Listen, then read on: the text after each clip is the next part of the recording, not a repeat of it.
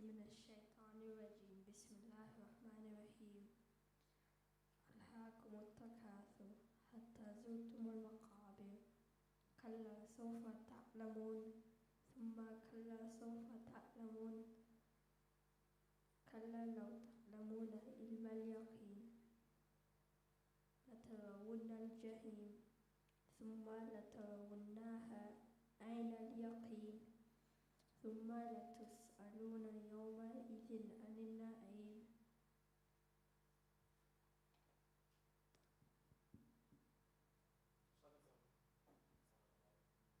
صدق الله العلي العظيم.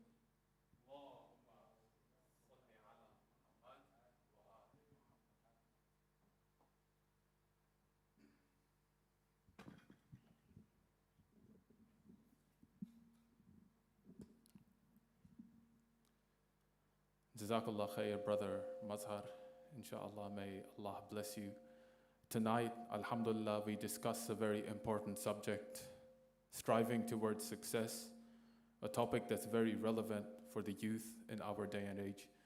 Inshallah, to begin, I'd like to invite brother Jahangir Khan to deliver a short presentation for the night.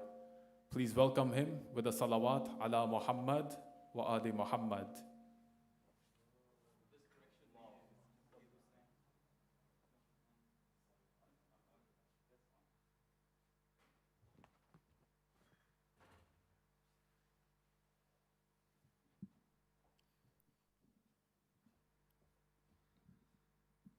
Thank you. Bismillahir Rahmanir Rahim. Rabbi shrah li sadri wa yassir li amri wahlul uqdatan min lisani yafqahu qawli. Assalamu alaikum wa rahmatullahi wa barakatuhu. Our today's topic is striving towards success. One has to make great efforts to accomplish an aim or purpose. Everyone has set up different goals in life. Success looks different for everyone, of course. Being successful is what everyone strives for, but not the outcome everyone achieves. The renowned celebrities as Steve Jobs and Bill Gates define success as the attainment of wealth, position, and honors. If this definition is true, then why society is the leading cause in the West? Why the wealthy nation suffering from unhappiness and stress? For instance, in USA, stress contributes 50% of an illness, so we can't take these scales as the real success of life. The ultimate success is surely the peace of heart. The permanent feeling of satisfaction one would achieve is the true success. Islam defines real success in the best way. Thus, the real success and peace lies in submitting to the commandments of Allah subhanahu wa ta'ala, who is the creator and sustainer of this world. So we should know that what the actual success is. Almighty Allah says in Surah Ra'ad, they are the ones who believe and their hearts find satisfaction and sustenance with the remembrance of Allah. Behold, in the remembrance of Allah alone, there is the ultimate satisfaction of the heart. Major elements to achieve success is encouraging each other to be patient and determined. Make sure to surround by good people in the face of good friends, because your social circle does affect your mindset, so make sure your friend circle is good enough to encourage you towards your goals. In a nutshell, Islam gives us the best solution to achieve the real success of life. A person wishing for success should incorporate principles of Islam in life and climb the ladder of real success for this life and hereafter. May Allah lead us to the most successful path for both. Ameen. Bar Muhammad wa ala Muhammad salawat.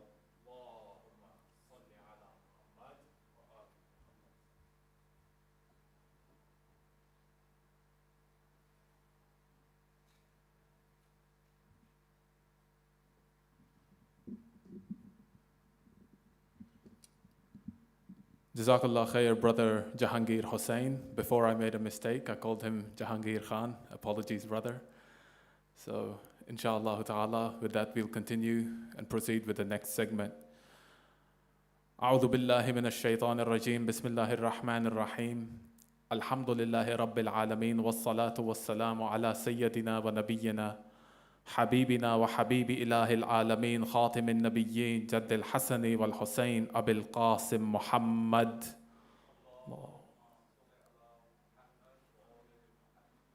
وعلى أهل بيته الطيبين الطاهرين المعصومين المكرمين الذين أذهب الله عنهم الرجس وطهرهم تطهيرا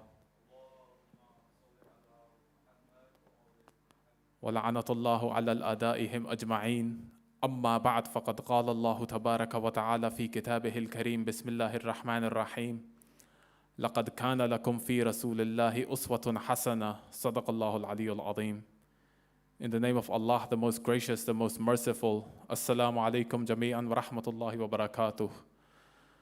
As Brother Jahangir was mentioning, I'd like to re-emphasize on a point that we raised over the course of the previous two youth sessions. Choosing your friend circle very carefully. That's so important, especially for those of us living in the West. Having a friend circle that encourages you towards that which is obligatory and permissible in the religion of Islam, one that discourages you from haram, that is of the utmost importance. And insha'Allah ta'ala, with that, I'd like to proceed to the topic for tonight: striving towards success. Now, to begin with, brothers and sisters, I'd like to establish the importance of setting goals in our lives and striving towards achieving those goals. When we don't set goals in life, we don't have a sense of focus and determination. We're essentially living a meaningless existence and just doing actions that are without substance, that are ultimately meaningless. For example, we might drown ourselves in things like video games, binge watch Netflix, and again, these are issues that were raised previously as well. On the other hand, when we establish goals in life and when we pursue those goals, we have a sense of determination and focus. We have a sense of coordination in our lives. There's meaning, there's purpose. And more importantly, brothers and sisters, it increases our self-worth, our morale, our self-esteem. And that's of the utmost importance. Again, without that, we don't have that sense of self-worth. We don't feel like we're using our capabilities to our best. Now, brothers and sisters, what's very important is that we choose the goals in our lives very carefully. We ensure, first of all, that these fall within the umbrella of Islamic rules and regulations, that we do not transgress the boundaries of our religion, because if we do so, that goal, that ambition simply becomes a path towards Jahannam. That's the first point, which is of the utmost importance. Second point is we have to make sure that our goals are sincere, genuine, that they're authentic, that they come straight from the heart. Our goals have to be something that stir a sense of passion within us, that ignite the flames inside us, and not something, for example, which is born out of spite, envy, or jealousy. Because a lot of times, for instance, someone might wish to pursue success simply to outperform someone else that he might consider a rival or a competitor. Such goals, they are haram, of course. When you pursue something with that evil intention, with a sin as the foundation, such as envy or jealousy, it's not truly a goal that you should be pursuing. It's not Islamically permissible. And inshallah, Sheikh, we can discuss jealousy and envy in one of the upcoming nights, because that's a very important subject to touch upon. So our goals have to come within. They have to be something that actually ignites our passion. That's the first point. Now the question is, how do we pursue that journey towards success? There are 3 steps as a very basic outline, which I like to consider. Number 1, visualize. We have to draw a picture in our mind, imagine and conceive what it is that we wish to become exactly, whatever it might be. We might want to be a great footballer, basketball player, anything, something that is of course halal. We might want to be a great engineer or astronomer or something like that. Picture that end goal first of all, and then take the next step. Number 2, materialize. In order to materialize our goals, we have to break them down into simple steps. And I'm sure everyone has heard the saying, the journey of 1,000 miles begins with a single step. When we go step by step, little by little, and work towards reaching that finish line, that end result, this makes it much easier. It gives us a much greater sense of what exactly we have to do in order to reach towards our intended destination. So draw that outline, break it down piece by piece, and then take those steps towards your final journey. Now, the most important thing, what makes a man, what makes a believer, a Muslim, is how he can overcome the obstacles that he faces on his journey towards success. Now, I'd like to highlight two of these which are very relevant and important to us as Muslims. Number one, as we embark upon that journey and we gain success, inshallah ta'ala, depending on the magnitude of our end goal, we might acquire a lot of gains in this dunya, a lot of worldly gains. For example, if we wish to be, as I mentioned, a great footballer, we might acquire a very large following on some social media platform like Instagram. We might acquire a ton of wealth. Now, at this point, it's crucial that we're able to draw the line between halal and haram. When we fall in love with these things, these dunyawi things, that becomes haram. What's important is that we use all of our resources, all of the gains that we make from pursuing our dreams, we use them in the way of the religion. We embark upon the path towards Allah subhanahu wa ta'ala.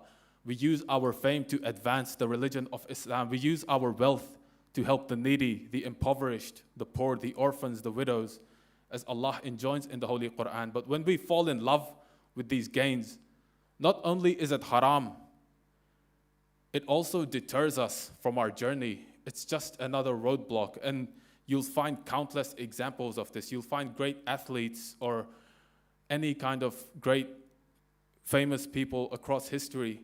When they gain some degree of success, but then they fall into materialism, they begin to fall in love with their fame or their wealth. It deters them from that dream that they had to begin with, and it affects that journey. Again, let me give you one simple example. There was a great boxer in the 1970s and 80s, Roberto Duran from Panama, one of the greatest fighters. He fought against another American fighter, Sugar Ray Leonard. Now, Sugar Ray is considered one of the best boxers in history. Some call him the second coming of Muhammad Ali. Now, when Roberto Duran fought him the first time, he beat him. And Sugar Ray Leonard was undefeated at this time. As soon as he won, Duran began to drown himself in celebration, overindulging in wine, having great festivities, basically drowning himself in the gains that he made. Now, in the rematch with Sugar Ray Leonard, not only did he lose, he lost in the most humiliating fashion possible. This is what happens when you're on the path towards some kind of journey, and then you get distracted by the gains that you make in this world. Again, not only is it haram, it takes away your passion that you had in the first place. Now, a second example of an obstacle you might face inevitably, as you pursue that journey, you'll find people along the way who try and deter you, who try and make you feel useless or worthless. People that try and do anything possible to prevent you from reaching your final result, to inhibit your progress. These people might be jealous, envious, spiteful, hateful, whatever it might be. You experience these kinds of negative people in life. Now, what's important is that you continue to advance and progress regardless of these kinds of people around you, regardless of these negative individuals. Because if you, again, that's the greatest test of a man, the greatest test of a believer, not progressing when it's easy, but progressing when he faces these kinds of obstacles, making sure that his vision is clear, not only for his dream, but his belief in Allah subhanahu wa ta'ala, his intention for nearness towards Allah subhanahu wa ta'ala. It has to be clear at all times. Now, the final step, again, number one, visualize. Number two, materialize. Number 3, realize. When you reach your final goal, you realize that goal. You've achieved what you set out to achieve. Now, at this point, your journey isn't over. And a lot of people, again, as I mentioned before, you find some great athletes, when they gain some degree of success, they become distracted and they lose themselves. They've realized that vision, but then when they lose themselves, when they become complacent, again, they fall back a step. They fall back. Now, brothers and sisters, it's important that when we do realize our objective, we don't stop there. We don't become complacent. We continue progressing forward. We continue doing what we can for as long as we can. We continue working hard in order to ensure that we remain successful. We remain living in our dream for as long as possible. Again, as I mentioned, these dreams have to fall within the umbrella of the Islamic faith. Now, just to close, brothers and sisters, I'd like to point out how the religion of Islam can help facilitate this journey in a very base and simplistic manner. Look to the examples of our ma'sumin, alayhimus salatu wassalam. Remember the words of Allah subhanahu wa ta'ala in the Holy Quran. In Surah Al-Ahzab, chapter 33, verse 21, لَقَدْ كَانَ لَكُمْ فِي رَسُولِ اللَّهِ أُسْوَةٌ حَسَنَةٌ. And you will find in the Messenger of Allah an excellent example. Go back to the life of Rasulullah, brothers and sisters. You'll find that time after time he faced hardships like no other. For years and years he was tortured, beaten, and persecuted by the Quraysh. He watched his followers get slaughtered. He was confined to Shi'b Abi Talib, the valley of Abu Talib, for a long period of time. The Quraysh boycotted him. They refused to sell anything to his family, and they refused to buy anything from them. As a result, the Banu Hashim, they suffered from thirst and hunger for a very, very long period of time. And during this period, when the Prophet would pray, he would listen to the cries of the children in his family, and it would break his heart. And yet, brothers and sisters, when all was said and done, years afterwards, the entire Arabian Peninsula fell under the wing of Islam. Why? Because regardless of the obstacles that were faced by Rasulullah, he continued to progress and advance. He was never deterred. When we make that our inspiration in our journey towards success, then no matter what we face, brothers and sisters, we can overcome it. And inshallah ta'ala, we can reach that finish line. With that, I would like to conclude and invite His Eminence, Sheikh Hamid, to deliver the main lecture for tonight. Please welcome him with a loud salawat ala Muhammad wa ali Muhammad. Allahumma salli ala Muhammad.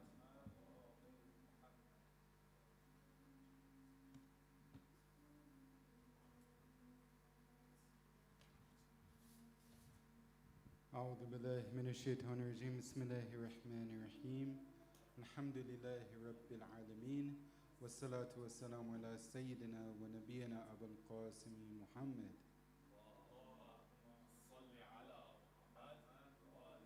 وعلى أهل بيته الطيبين الطاهرين المعصومين. Assalamu alaikum everyone.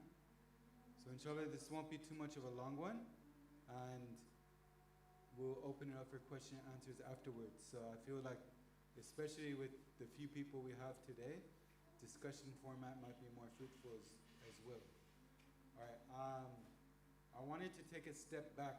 I was asked to speak about perfection and success, and kind of success from the Islamic point of view.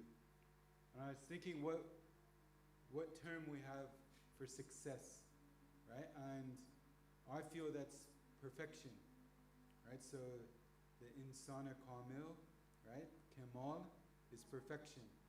Now, striving to reach this perfection or this kamal is takammul in Arabic, or striving to reach it, moving towards perfection. Now, if we look at the universe that we're in, this universe has two dimensions. It's got the material dimension, it's got the immaterial dimension, right? The immaterial dimension is a dimension that, first of all, is difficult for us to kind of understand because we're so submersed in this material world. But our immaterial existences are perfect, meaning that they've reached, at their creation, The moment Allah created our immaterial dimension, it was created to a point that it was already at the perfection that it could reach. Right? So our immaterial existence can't get more perfect. It's already at perfection. Our material existence is where we move and we move closer or farther away from perfection. Right? And that's this world that we live in now. And that's the activities that we could perform in this world are all in relation to our material existence. Right? Now, what is perfection? That's a huge question.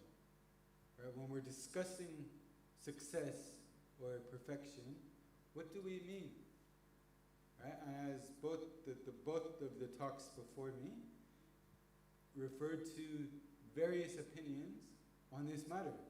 Depending on who you ask, they'll give you a different answer of what they feel success is or what they feel perfection is. Right? Some people might say it's power. Right? The stronger you are, the more powerful you are, the more people you control, that's the more successful you are. Right? Some people would say it's the intellect. So the philosophers say the aql is perfection. The stronger your intellect and the capability of rationalizing and analyzing matters, that's perfection. That's success. Even if you don't have money, right? A philosopher doesn't look at money as a criterion for success. It looks at the power of rational thinking. Some people say love is success. If you're in a family who loves you and you love them, and your world is filled with love, then that's success. Right? That's perfection. Some people would say that that's more valuable than money. Right? Being in a household full of love is priceless. Right? So success could be anything. Popularity, the brother mentioned becoming an influencer with millions of followers on Instagram. Is that success? Right? That could earn you money, but is that how we're defining success? So it really depends who you ask. Right? When we look at it from an Islamic perspective, right, and we're trying to figure out, all right, what does perfection look like in the religion of Islam, then we look at it differently. And we say that this perfection is closeness to God. Right? When we're talking about success on a religious point of view, that success equals becoming closer to God, obtaining God's satisfaction, right, which should be our goal. Now what's interesting though, is that no matter how one defines perfection or success, they're always going to try to achieve more. So if one decides that power is success, even if he was in charge of the entire world, he wouldn't be satisfied. I remember I don't think it's a hadith, but there was a story that one of my teachers was saying. He said, imagine, a ruler conquers the entire world and learns that there's people living on the moon, right? Wouldn't he try to figure out how he could take over the moon as well? Right? The entire world wouldn't be enough for him. Right? So no matter what you consider success or perfection to be, you're always going to want more and more. Right? If you consider it to be the intellect, the philosopher, for instance, they're going to continue to study. They're never going to reach a point where they're like, yep, I now know everything. They're always going to try to increase in knowledge, read more, try to understand other philosophers' points of view and analyze and critique, and they're always going to be in this process. Right? If one considers love to be perfection, right, they're going to try to increase their love. They're not going to be satisfied and say, okay, yep, my family is close and we love each other, so we don't have to care for each other anymore. right? They're always going to try to increase the bonds and strengthen the bonds that they have between one another. If one says popularity is success, they're going to always try to increase the amount of followers they have. They're never going to be satisfied, right? So it's pretty clear. From religion as well. If we consider closeness to God to be success, right, we're never going to be like, okay, I've reached that level, I don't have to pray anymore. I don't have to worship anymore. Right? We're always going to try to get closer. Right? So that's a very important point, that whatever we define success or perfection as, our hearts will never be satisfied and will always yearn for more. Okay? Now, the ulama state that everything is on its path towards perfection. So every molecule in this world is on that path. And if we're considering the path to be, or perfection to be closeness to God, right?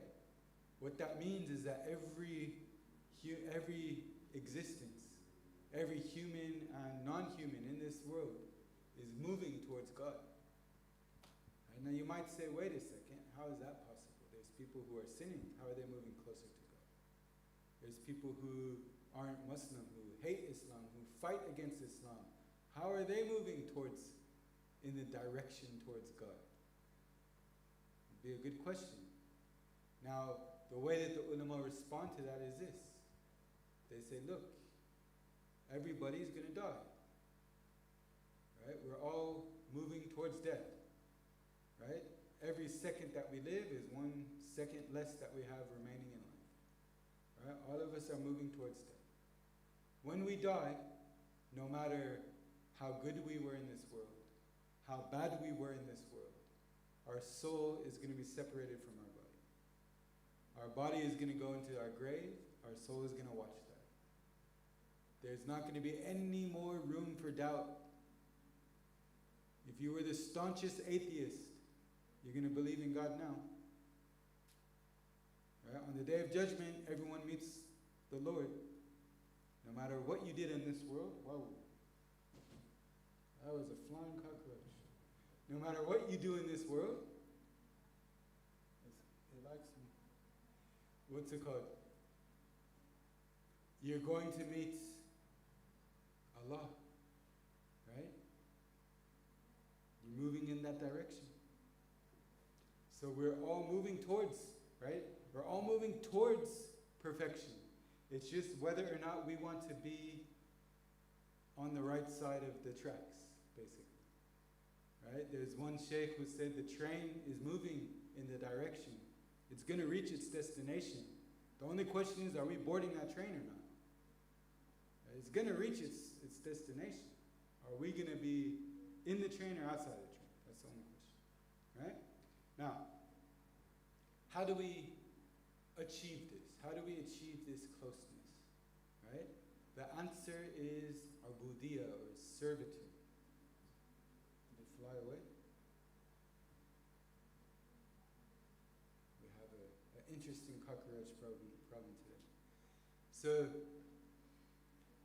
through worship is how we get to that closeness with God. That's what's important, right? And worship in itself is not the goal. Worship is the means, right? Worship is a tool that we can use to get close to God. Worship in and of itself is not the goal. That's an important point. Because we use worship to try to gain Allah's satisfaction. We use worship to try to gain Allah's pleasure. But when we're talking about success in other fields of life as well, not just religion, we could use that same principle, right? Seeking the pleasure of God through whatever field we're in, right? So I'm doing psychology, for instance. If I'm helping people with the correct intention, right, then that could be considered worship. If my occupation is halal and I'm earning money And with that money, I'm taking care of my family. Every minute that you're at that job is worship. If I'm learning to be able to enter a profession where I can make money and then provide for my family, every moment in the pursuit of that knowledge at uni would be worship. Right? So worship is not only praying and fasting. Right? If we have the right intention of serving God and pleasing God, as long as our occupation is not haram, we'll be able to worship the entire day. Right? Imagine every moment you're at work is considered worship. All you have to do is have the right intention. Right? So either your job is directly helping someone, and you could use that as worship, or it's earning money, and then with that money you're serving God. Or it's both. Right? So whatever field we're in, we want to excel in that field. We want to be able to help people better, or we want to be able to earn more money to be able to provide for our family in a better way, or to be able to give charity and help those who need it. Right? However we're looking at it, right, that's serving God. That's trying to obtain His pleasure. So even through quote-unquote secular fields, we can still worship God and get closer to Him. And that's how you mix success and perfection with religion and, again, the quote-unquote secular field. I don't like the word secular, but whatever. Just so we could understand what we're talking about. Right? Now, servitude obviously stems from obedience. So we have to obey God to be able to be classified as His servant. And servitude is the highest level of closeness to God, to being a true servant of God, right? In our prayers, we always mention that our prophet is His slave, abduhu, before His messenger, or Rasul. Why? Because that's the highest form of closeness to God. Right? It's not love, it's high. The only way to reach there is through servitude, is through obedience. So when we're looking at the professions we're in, are we obeying God? We would be if we're doing one of those two things, helping people through our profession, like directly helping people, a teacher, a nurse, a doctor, someone who's a lawyer in many cases. Whatever the profession is, if you're directly helping someone, then that could be worship right then and there. And even if you're not, if your job is, any job you're helping someone, you're providing a service. But let's say if you're a builder, for instance, and you're building a house, or you're building a property, right? Yes, that is a form of help, but it's not the same as like a doctor. But still, you're making money, and with that money, you're providing for your family. So all of that's worship. All of that's abudiyah. All of that's obedience. All of that is getting closer to God with the condition you have the right intention. Right? So just to conclude, before we do our question and answer, it seems as if some people like to separate success in this world from religion. But it's a fallacy. Because if we have the correct intentions, we would want to be the most successful whatever field we're in, right? And becoming that would be an instance of worship, right? So a Muslim wants to be the best doctor. Why? So he could serve people the best. He could help people in the best possible way. A Muslim wants to be the best accountant, wants to be the best whatever he's doing. Right? Whatever field a Muslim is in, they want to be the best. Right? Because that pursuit of perfection in that field, in order to serve humanity or increase their salary or both, to be able to help the community and their families, worship and a form of gaining the pleasure of God. So they're intertwined with one another, right? They shouldn't be separated. Inshallah. Wassalamu alaikum wa rahmatullah.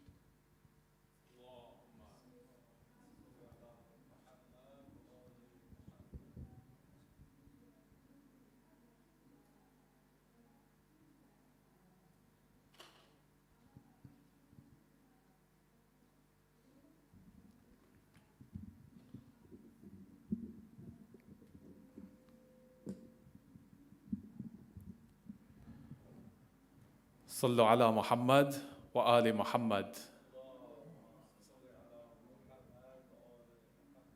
Jazakallah khair, Sheikh Hamid. As always, it was a very enlightening discussion, and what I liked most was the talk about perfection and how that applies to our dreams and goals in life. And it goes back to the point that was raised earlier. When you realize your dream, do not become complacent. There's a whole world out there. There's still so much more you can gain. You can never reach that point of perfection, especially when your goal, as the Sheikh was mentioning, is sirat mustaqim, qurbatan ilallah. When your goal is nearness to Allah subhanahu wa ta'ala, there's no limit to where you can reach. And that's such an important point, very powerful. Now, the other thing the Sheikh was mentioning, which really struck hard, ibadat, how we transform our dreams and ambitions into ibadat. We use either directly by helping people, like as the Sheikh was mentioning, doctors or nurses. When you help people directly, that's ibadat. But at the same time also, when you use the gains that you make from any career that you're striving towards, any goal or ambition. You know, as I mentioned, there's so many to choose from that are Islamically acceptable. When you use those gains in the path of Allah subhanahu wa ta'ala, when you advance the religion of Islam with the gains that you make, instead of falling in love with those gains, instead of falling in love with the dunya, that's ibadat, as the Shaykh was mentioning. You know, very powerful points, and inshallah ta'ala, that as well can inspire our journey towards success. And with that, inshallah, I'd like to begin Q&A. Unfortunately, brother Sayyid Raza, he was away today, very pressing, demanding job right now, especially in this end of year period. So inshallah, I'll be covering Q&A. So the first question, Sheikh, can someone desire for wealth if he already has enough, having the intention of spending on good things? Yes, so there's not a number of gold coins or dirhams or cash money that we're supposed to have, and then say, okay, this is enough, and we don't need any more. Right? So there's nowhere in our scriptural sources that say a person can only have this amount and no more than that. Right? What we do have is something called sham, where I don't even know how to translate that word, but something like the normal lifestyle that someone in your position would have. Right? So let's say you're a brain surgeon. Right? A brain surgeon makes a lot of money. And most brain surgeons probably have a nice house and a nice car. So for you to have a nice house and a nice car, if you're a brain surgeon, it's within your sham. No problem. But maybe a janitor, right? Not expected to have a Ferrari, right? It's somehow outside of the normal lifestyle of a janitor. So if a janitor becomes greedy and gets a Ferrari somehow, right? That would be weird. So as long as you're within your lifestyle, your I guess social status, however, depending on your like your family and your profession, right, and experience, depending on that, if you're within there, you're fine. If you're excessive and you're over that and you're living more lavishly than the majority of people in a similar position as you, that's when you got to take a step back and think, okay, am I, falling short of, being an ascetic, or am I clinging to this world a little bit too much? So in and of itself, just desiring money or more money is not bad, right? It's just A, what you do with the money, and B, whether or not that's within the normal lifestyle of a person in your position. That makes sense. Yes. Alhamdulillah, Sheikh. Yeah, one thing that crossed my mind when you think about what the question was asking, is it all right if your intention is spending on good things? I would say that desire for wealth, it's not really a desire for wealth if your intention is to spend it on good things, because the wealth is just the means to the end. The end goal is your goal. If you have those intentions, that was my thought on that specific question. Yeah, so Are good things houses and cars, or ziyarat and I think with the audience here, of course, good things would be things that are obligations in Islam, charity, of course, helping the needy, helping the orphans. so then that's obviously a really good thing. Yeah. If you have an intention to make more money in order to give more money to charity, it's beautiful. Yes. And I would say the intention itself is helping the people. The wealth is just a means to get there. So, yeah. Next question is kind of similar. Does the desire of more or more wealth fall under the umbrella of Islamic teachings? It's kind of the same question, I guess. Yeah, same answer. Yeah, same answer. I think, what's the term in Arabic, miserliness, for miser, someone who's a miser? There's a whole surah on that. I can't remember I think it is Surah Al-Ma'un, or could it be something else? What is it? Bakhil? Bukhil, is that it? Yeah. Heal is Stinginess. So hoarding wealth and not giving it, basically. Yeah. I don't think we don't have a surah called surah. Not surah, but it's mentioned in one of the surahs and it's frowned upon very badly.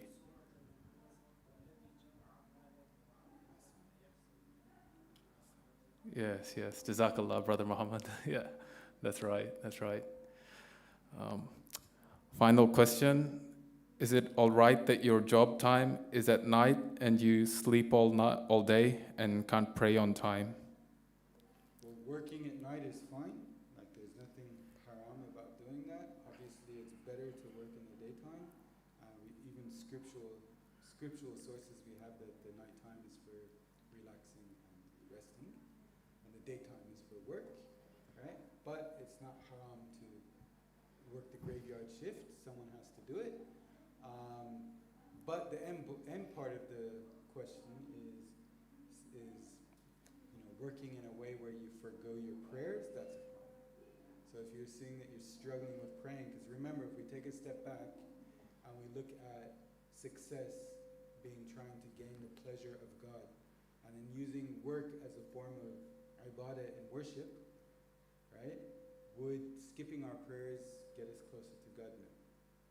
So if we're using work in a way that's taking us farther away from God, then we're doing something wrong. Okay, yes. Yeah, that actually brought to mind a question of my own.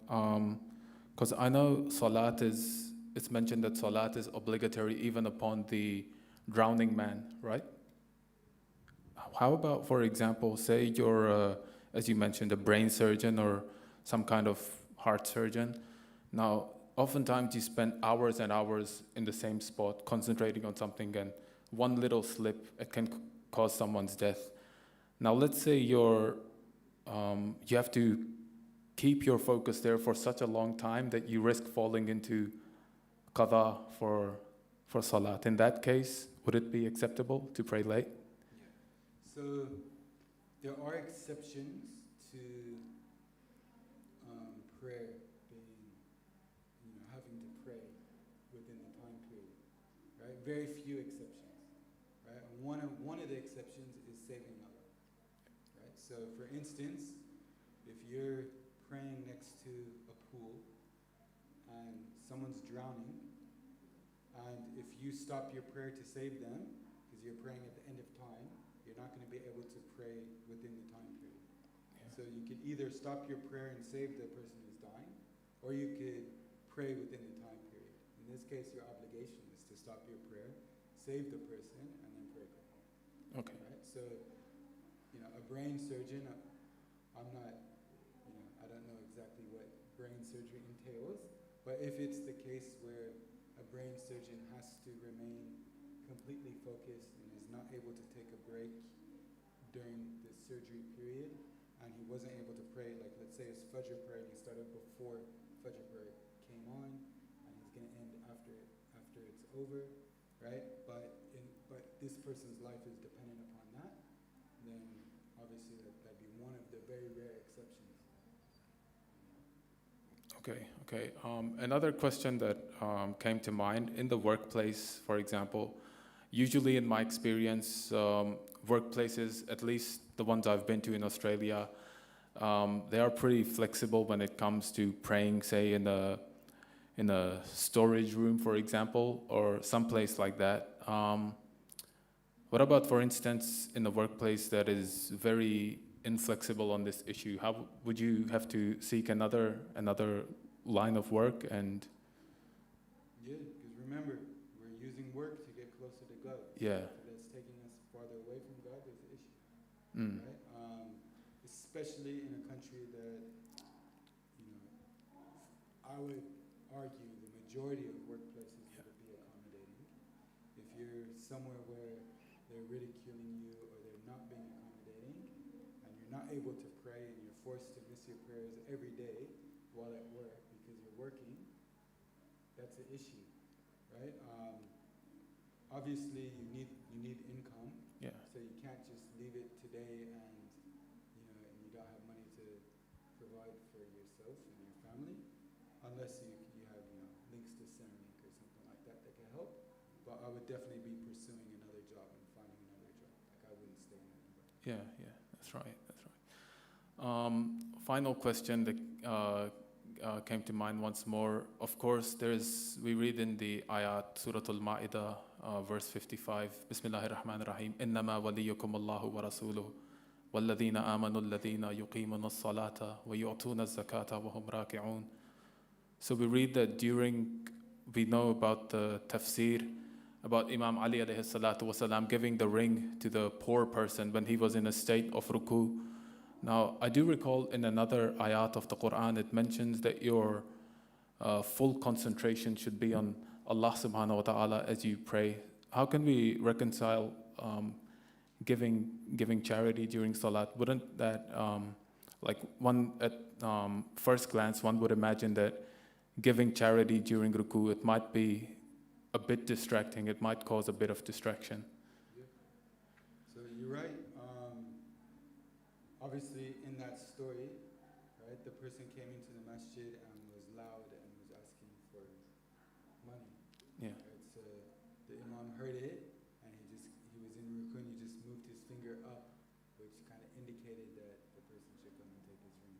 Okay. Right? So it wasn't like the imam stopped prayer and said, "Here, come, here's the ring." Obviously, you can't do that.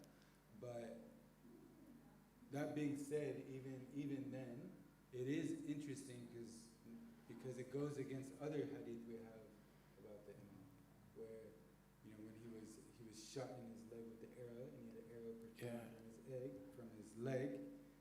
Imam Hassan alayhi salam said, "Wait till he's praying, because then he won't feel you take that arrow out, because his concentration is always on God." Right? So it's interesting to try to kind of wrestle with these two scenarios. But I think in the normal case, if you're praying and someone speaks in the room that you're praying loudly, you hear them. Yeah. Right? So it's not as if you're trying to break your concentration from God. It's just that noise is entering your ear and you heard it. Right? But yeah, it's a good point. It's a good kind of discussion and something to think about. But definitely the imam didn't do anything that would have broken prayer. Yeah. Or been anything that was wrong, especially because the Quran is mentioning it. Right? Yeah. I think also since charity itself is an obligation, it's still part of ibadat, so it's still serving that final purpose of nearness to Allah. So I guess an action like that during salat, because of seeking nearness to Allah, it can be considered, I mean, pursuing the same there's purpose. nowhere where we're encouraged to give charity while we're praying. Right? So it's not something that, yes, they're both, on their own, they're both very good actions, both of them. But together, it's a very rare thing. Yeah. You know what I mean? And so rare that it's mentioned in the Quran about one person and only one person throughout all of history. There's no other story that we have where someone gave charity while in ruku. Yeah. Maybe in prayer, but not in ruku. Now, that's interesting, right? So maybe it was just like an odd situation that, Allah orchestrated or used to, give one more reason for the greatness of Imam Ali alayhi salam. Yeah. The verses mention about him. But I don't think we could take from that verse and say that, yes, we should try to give charity while we're praying. You know what I mean? Yeah. Or even say that it's a good thing to do because there's no other example other than that. Yeah. So basically, it's the exception and not the rule, I Definitely. guess. Yeah. Definitely it's the exception. But then what about, for example, how I believe it's obligatory to reply to a salam even during your prayers? Is that correct? It's different because not responding to the salam is haram. Yeah. So you're saving yourself from a sin. Yeah. Right? So it's a different scenario. It's not doing a mustahab action. Mm. It's protecting yourself from the haram action. But would that also break your prayer? It doesn't break your prayer. It's one of the words that you're allowed to say. Oh, okay. And Yeah. we know, which we've learned through scripture, right? But we're only allowed to respond in the exact same way that was spoken. So if the person says salam, we can only say salam. Okay, If got the you. person says salamun alaykum, we don't say wa alaykum salam, we say salamun alaykum. So we just repeat whatever they say. And that's allowed to do During prayer, you mean? during prayer. Oh, okay. But otherwise, you can. Otherwise, obviously, Yeah. you respond in the correct way. Yeah. While you're in prayer, you have to repeat exactly what they say, and that's only if you're let's say someone walked into the masjid and said salam alaikum, and other people are there and responded, and you don't respond in that case. It's only if no one's responded and you're the only person to respond, that's when you're supposed to respond. Yeah. I think there's a word for that, being able to say salam on behalf of everyone. There's a word for that, I can't recall it. I think, Muhammad, we studied it in Hausa, I believe. Do you remember the salam that you say when you're... Can't remember. That's all right, no worries. If anyone has any further questions, you can either raise your hand or just come up. No? That's okay, that's okay. Jazakallah. I pray it was a very productive night for everyone here, inshallah. May Allah subhanahu wa ta'ala bless you all for coming. I felt it was a very good Q&A session as well. Jazakallah khair, Sheikh, as always. It's a pleasure. And with that, inshallah, we'll conclude. Wassalamu alaikum jami'an wa rahmatullahi wa barakatuh. Wa sallallahu ala sayyidina Muhammadin wa alihi at-tahirin. Allahumma